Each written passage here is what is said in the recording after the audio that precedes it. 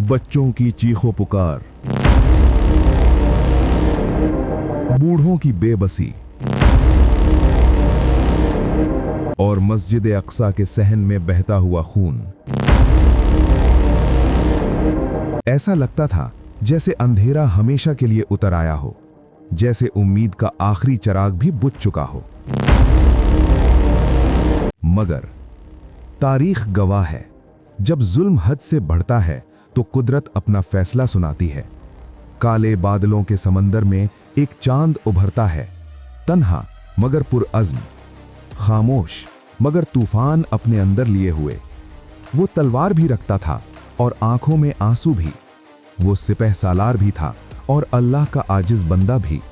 वो आया ताकि सिर्फ शहर आजाद ना करे, बल्कि दिलों को खौफ से आजाद करे। वो था सुल्तान सलाहुद्दीन अय्यूबी रहमतुल्लाह अलैह। रात गहरी थी, मगर फलस्तीन की सरजमीन पर नींद का वजूद ही नहीं था। हवा में गर्द तैर रही थी, दूर कहीं आग के शोले उठ रहे थे और आसमान यूं खामोश था जैसे किसी अजीम फैसले का गवाह बनने वाला हो। घोड़ों की सांसों की आवाज, जिरहों की हल्की झनकार और दो लश्करों के दरमियान फैली वो खामोशी जो तूफान से पहले आती है। एक तरफ सलेबी लश्कर सालों से काबिज, फसीलों पर उनका परचम लहरा रहा था। दूसरी तरफ एक ऐसा सिपह सालार जिसका नाम सुनकर दुश्मन भी अदब से सर झुका देता था, सलाहुद्दीन अय्यूबी। मगर ये दास्तान सिर्फ एक जंग की नहीं, ये दास्तान है टूटे हुए दिलों की, बहते हुए लहू की और उस किरदार की जिसने फतह का मतलब बदल दिया। सन 1199, बैतुल मुक़द्दस। शहर की दीवारें टूट चुकी थीं, गलियों में चीखें गूंज रही थीं। तारीख के औराक आज भी लरस जाते हैं जब वो दिन याद किया जाता है। न बच्चे महफूज रहे, न औरतें, न बूढ़े। मस्जिद अक्सा, जहां सजदे होने चाहिए थे, वहां तलवारों की चमक थी।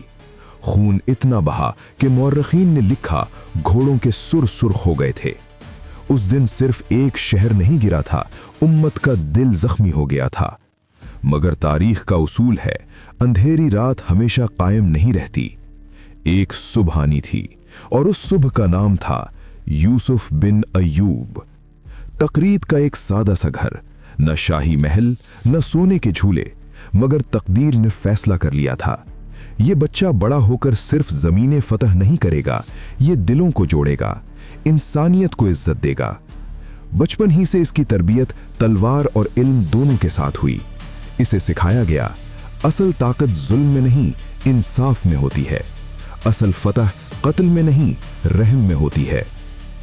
वक्त गुजरता गया, दुनिया सलेबी ताकतों के साए तले थी, मगर धीरे धीरे एक नाम उभरने लगा।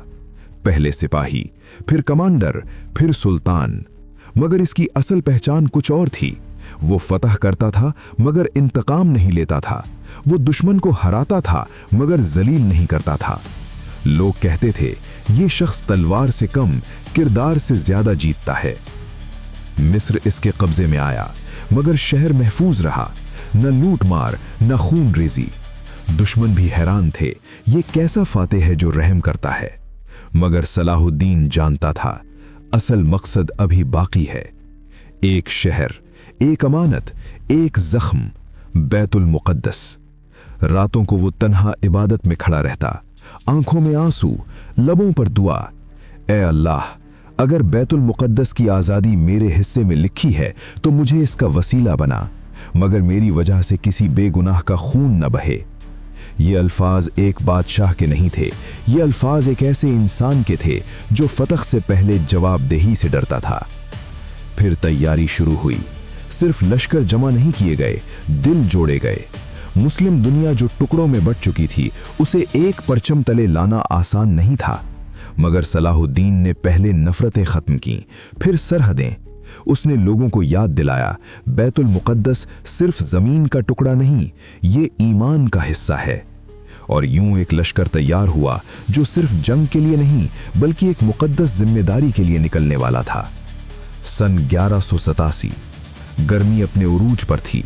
हत्तीन का मैदान, प्यास से निढाल सलेबी फौज, बेचैनी, थकन, खौफ। और उफक पर उठती गर्द। सलाहुद्दीन अय्यूबी का लश्कर नमूदार होता है, मुनज़्ज़म, पुरज़्म, खामोश। ये सिर्फ जिस्मानी जंग नहीं थी, ये हौसलों की जंग थी, ये हिकमत और गुरूर का मुकाबला था।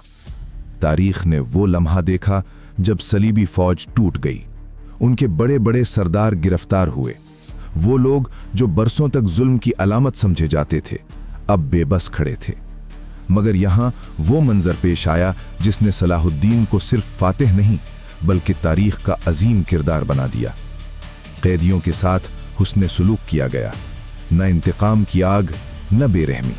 हालांकि अगर वो चाहता तो 1099 का बदला ले सकता था, मगर उसने बदला नहीं लिया, क्योंकि उसका मकसद इंतकाम नहीं, इंसाफ था।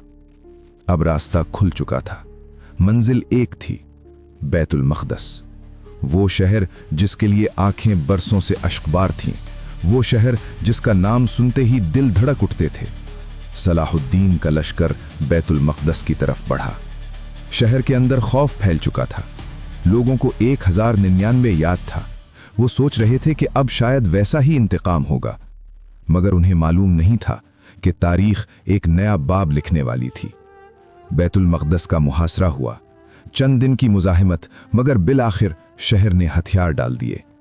अब वो लम्हा आ पहुंचा जिसने सलाहुद्दीन को अमर कर दिया। वो फातिह बनकर शहर में दाखिल हुआ, मगर सर झुका हुआ था।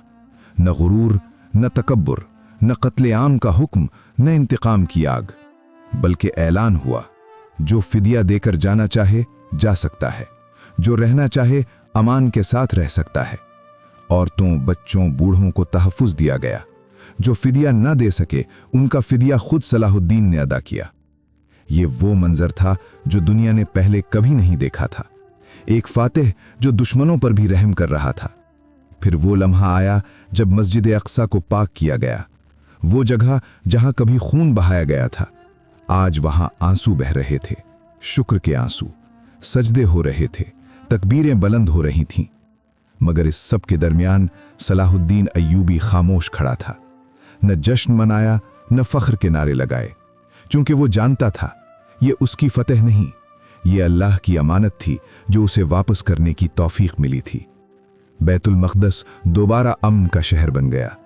ईसाई, यहूदी, मुसलमान, सबको अपने अपने मजहब पर अमल की आज़ादी दी गई। ये वो इंसाफ था जिसने दुश्मनों को भी मोतरफ कर दिया। ये वो किरदार था जिसने सलाहुद्दीन को सिर्फ सुल्तान नहीं बल्कि तारीख का रोशन बाब बना दिया। मगर कहानी यहीं ख़त्म नहीं होती। असल सबक ये है कि ताकत से शहर जीते जा सकते हैं, मगर किरदार से दिल जीते जाते हैं। 1099 में शहर तलवार से लिया गया था, 1187 में शहर अखलाक से वापस लिया गया। सलाहुद्दीन अय्यूबी ने साबित कर दिया कि असल फातिह वो नहीं जो दीवारें गिरा दे, बल्कि वो है जो नफरतों की दीवारें गिरा दे।